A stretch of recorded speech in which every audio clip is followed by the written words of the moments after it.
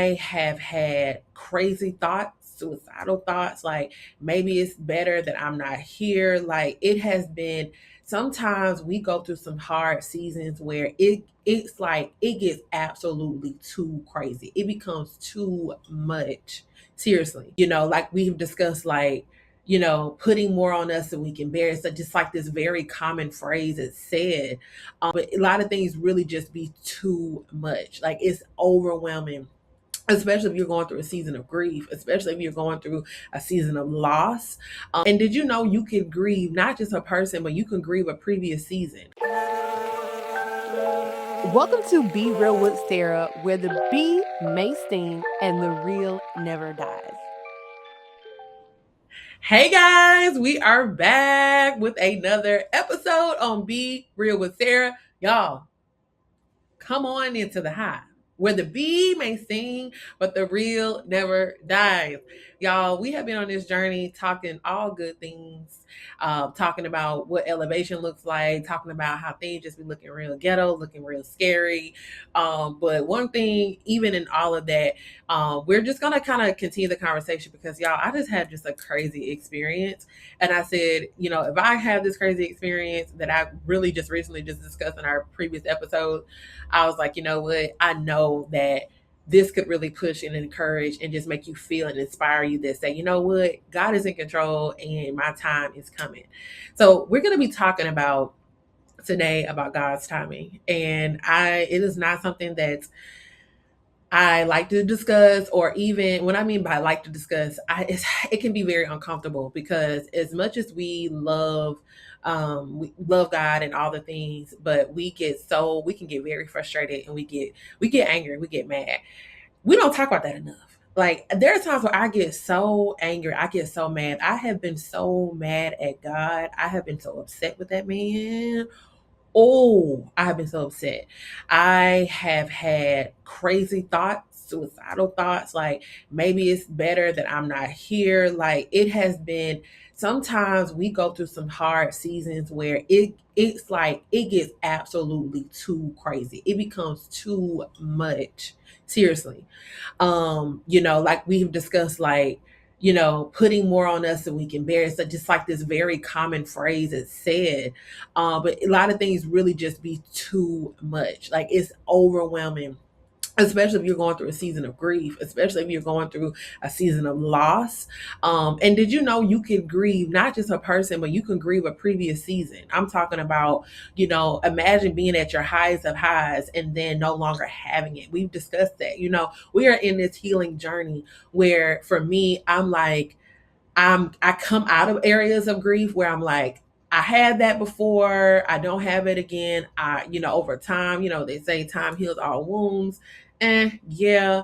But you become content. You become to find joy in just what you have over time, because sometimes we just be fighting things too much and it just be getting a little like, all right, sis, all right, bro, like calm down, be happy. Things could be a whole lot worse, right?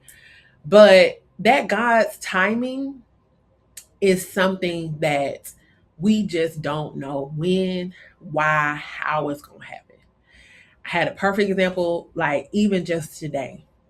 I had a plan, and y'all know we always say that God laughs at our plans.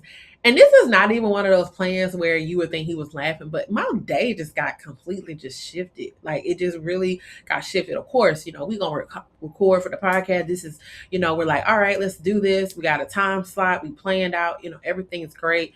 And then all of a sudden, changes like in my schedule, like this has to happen at 12. Actually you're in the wrong time zone, so this meeting is actually at this time. All right, then we get on the call, and then the client's like, hey, we actually have another call, can you just hop in? And I'm like, yep, I got to, right? I don't have a choice because this is very important information. I'm gonna get the clarity that I need, get on this call, find out, oh my gosh, what the heck is happening? Had to make another phone call, get a text message, hey, you got it.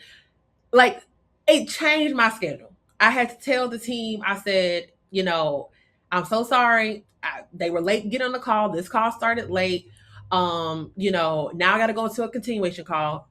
Also in the process, I'm always the one getting clients interviews, right? I get a text earlier getting ready for the podcast interview that they want to interview me. So I'm like, okay, great, sure. So that was a call that was so it was thrown all around, all around.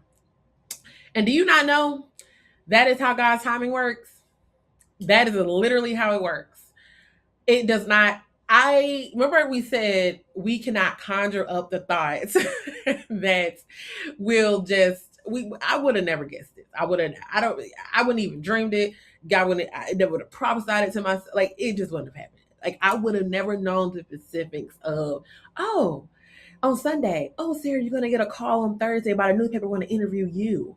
Huh? Like, and then you're gonna get on a business call that possibly can go into something bigger. Huh? And remember we talked about in the previous episode about how we can sit at tables and sit in spaces and sit in rooms and people already have these like preconception judgment things. And do you not know I was on a call and I have no idea what type. Like, I knew this type of call, but I was told like, "Hey, you don't have to say much." Child, I got on that call and I got question after question after question. There was a little bit of like intimidation in that call, and not with me, with on the other side, because I was hearing things, and I'm like, and this is what I want to talk about that imposter syndrome. Listen, sometimes you have so much imposter syndrome in the past, you like, hold up. I'm big boss. You know what I'm saying? Like, you're not finna play me because I know what I know. Okay. You're not finna intimidate me, bro, sis. And I'm getting all these questions, guys, and I'm hearing their perspective on some things. And I'm like, nah, y'all don't know what y'all doing, or either y'all just not doing it. Like you know how you can tell you on a meeting and the worldly saying is like when somebody's really BSing it, like, child, you ain't really, you know what I'm saying? And I'm like, now y'all getting paid big bucks to come on this meeting not prepared. Child, when it was my turn, I said, well, I'm not really worried about that. I said, this is, this the story is this. Crickets, because I talk my mess. You better walk in that room, in that Zoom call, in that space, and talk your mess. Don't ever let nobody make you feel, because sometimes they really don't be knowing what they talking about, but you know. So that was, I said, Lord, babe, I passed that test. And that is what I was talking about elevation. It's scary. But I actually God just did something in me, was like, in other seasons, you would have been so intimidated on that call. Like those questions that you were being asked. Now, truthfully, there have been some things that like. There were some steps that I'm like, okay, Sarah, you haven't done this, or you're gonna do this, or etc. for this particular project. However, there's a confidence in me that I know that I have all the skills and talents. I know that the favor on my life that I can type. I pray over all my projects, my contracts, all the things, because I understand that if I'm assigned to a project, I've came to in maturity that I was hired. God aligned me with a project, with a client, in your case, with a job, with a role, to do an assignment. All right. And it is not because of me in totality of why I got this role. It is because somebody on the receiving end. So that means that I am tied to somebody else's victory. I am tied to somebody else's freedom, right? Or I am tied to somebody else's success. And because of that, when I do what I've been called to do, I accept the assignment. God has to bless it somehow, some ways or another. And that's the struggle that we have as believers, is like, okay, I make all these people successful. I bring all these great results to the team. But Lord, what about me? When am I going to get my praise? When am I going to be seen? That's such a struggle for us. But God's timing taught me so, so, so, so very much, because I was like, man, that is what you were talking about, God. This is how you work. Again, sometimes everything is not always just this financial increase, this financial blessing, but sometimes, y'all, he will literally do exactly what he said he's going to do, but just not in the way that you think. And that's what I experienced today. And it really ministered to me. So that is something I want to encourage you. Imagine waking up tomorrow, having a plan and agenda, and your entire agenda changes for the better. You get the email, you get the call, and you're like, whoa, like, and it's literally the steps to going to the next level. Okay. And that's where I think we just don't dissect enough. And I think for me, God's timing, it is the best. I think what I've learned in God's timing, the why of the wait. That's good. The why of the wait. Like, why did I have to wait? Why did I have to go through what I went through? Like, why did I lose that friendship? We start to see how much we mature and how much people do not mature. We start to learn just things about ourselves. Like, I've learned in my waiting season that I just got some areas about my personality. I just got to change. Especially like when it comes to like relationships. So y'all, as of right now, y'all, your girl is single and she's on the market. Okay, she is ready to get that ring on it, like right here. But I have been dealing with God, like, and God has been playing on my heart about marriage and what does it look like to be prepared. And one thing, y'all, that I'm not even struggling with it. Like, I'm loving this carefree singleness. I don't have to answer to nobody. I ain't got to check in. Hey, I'm on my way home. But then also there's this other side of me that's like, I mean, I wouldn't mind it. Like, I want some male energy. Like, I want that. You know what I'm saying? Like, I don't. The females, y'all love to be the girls group, the girls night. I love that. Like, I believe in the community of women. We've talked about the community of just relationships. Like, we've talked how important that is. However, it's nothing like a male, especially a male that you're attracted to. Or not even that. Like, it's just nothing wrong with, and about being around that male energy, like that masculine energy that's gonna tell you, a different perspective than the cackling that we be doing as females. Like, I love it. And so God's timing is like not right now. Like, it's coming, and I feel it heavy, like I feel it strongly. And so God be laying on my heart, like, you need to be praying, preparing. We talked about that, preparing for this next level, preparing what is required and needed as a wife, as a mother, which we still on the fence, y'all. Hey, we don't be real with it. We still on the fence on what that looks like, okay? But there's is preparation prayer, and the maturity of me is like praying for this man, praying for wherever he's at, okay? Because not only do I need to pray for myself, but praying for him. You never know. Like, y'all, prayer changes things. All right. So maybe God is working on him. I don't know. But God's timing is going to, I believe, is going to reveal itself. We've got to stop being ashamed that we want more. And I will proudly stand on the word ashamed. A lot of us deal with being ashamed of wanting more. We try to dumb ourselves down or dumb the situations down or dumb the desires down, all because we want more? Huh? Like, that doesn't make sense. But that's what we struggle with. We be like, nah, I don't, it's okay. Like, I know you got it, but I this all I got. Like, this all I'm gonna get. No, that's God's time.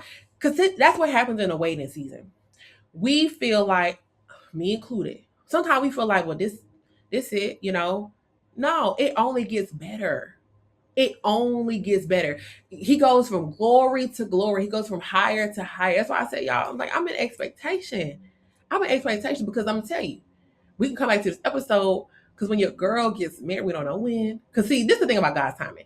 God's timing, there's a scripture in the Bible, and I can't remember it verbatim, but he talks about his timing is like, and if y'all know it, y'all need to put in, like, y'all need to write me. But I see the word. It's like 100 days, 100 minutes. Like, literally, his timing is not is he doesn't operate in like the seasons of fall, winter, spring. Like, that's not that is, your season can be as little as a month, and your season can be as high as 10 years or however long God has you in that particular season. We don't be knowing. All right, we be getting all these prophetic words and all this stuff in church about your next season, but y'all, we don't know when the next season gonna come for us. We just don't. See, that's it.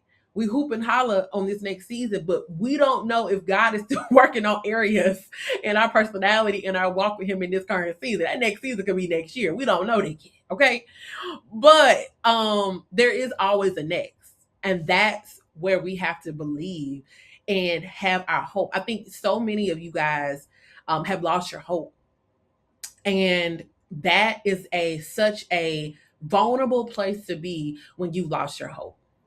When you have lost your hope, it is such a like a playground for the enemy to just tell you that you're not going to get anything good. You're not going to go to the next level. You are not going to get more. This is all you are worth. This is all you're going to get.